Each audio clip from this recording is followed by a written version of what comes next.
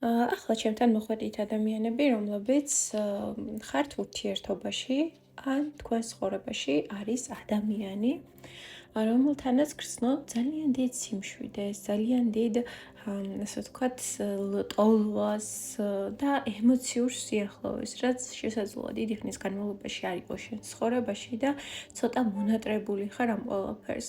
მაგრამ უნდა იცოდე ის, რომ რაღაც კუთხით შეიძლება ეს ურთიერთობა შენთვის გახდეს ტვირთი და შენ მოგიწევს ამ ურთიერთობაში უფრო მეტი პასუხისმგებლობის აღება, ვიდრე შენ გაქვს მოლოდინი.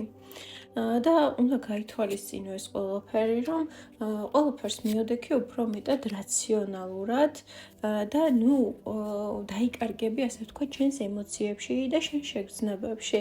დაინახე რეალურად, რას გთავაზობს ეს ადამიანი და რამდენად ხარ კმაყოფილი ამ შემოთავაზებით, რამდენად არის მისაღები ეს, რამდენად ემთხვევა მისი სურვილები შენს ყოველდღიურ რუტინას, შენს მიზნებს, შენს მომავალს და თუ შეამჩნევ, რომ ეს ყველაფერი შენთვის გახდა ტვირთი, ძალიან მნიშვნელოვანია გაიაზრო, რომ ეს ურთიერთობა და ეს ურთიერთობის დინამიკა იმიტომ კი არ არის ტვირთი, რომ ეს ადამიანია ესეთი მძიმე და რაღაცნაირი, ხო?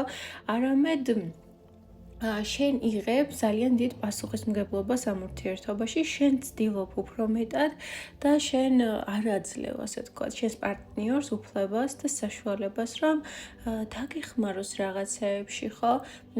შეამსუბუქოს თუნდაც შენი ემოციური მდგომარეობა და ეს ყველაფერი გააცნობიერე იქამდე, სანამ ამ ურთიერთობას გააღრმავებ. რისი გაცემა შეგიძლია ამ ურთიერთობაში და რისი მიღება გინდა და მიეცი საშუალება ამ ადამიანს, რომ მანაც ჩადოს რესურსები, მანაც იმოქმედოს და მანაც გააკეთოს რაღაცები იმისთვის, რომ შემდეგ არ აღმოჩნდე ისეთ სიტუაციაში, სადაც მთელი ტვირთი შენ გაწევს. და მთლიანობაში თუ ამ ყველაფერს იზავ, მე ვხედავ აქ, რომ ძალიან კარგად იგრძნობ თავს. ეს ურთიერთობა შენთვის გახდება თავისუფლების წყარო, სიხარულის წყარო, ბედნიერების წყარო და არა ტვირთის, ხო? და ტვირთი შემოვა იმ შემთხვევაში, თუ არ მიცემ საშუალებას ამ ადამიანს, რომ რაღაცები მანაც გააკეთოს, მანაც გადმოდგას ნაბიჯები, მანაც მოიმოქმედოს რამე. და მთლიანობაში თუ ამ ბალანსს დაიცავ, ყველაფერი იქნება ძალიან კარგად. სულ ეს იყო რისი თქმაც მინდოდა გაშლის განმავლობაში. თუ რეზონირდა ეს ინფორმაცია შენზე და გაქვს კითხვები, რომელსაც ვერ გაგეცი პასუხი, მაშინ გელოდები პირად სესიებზე.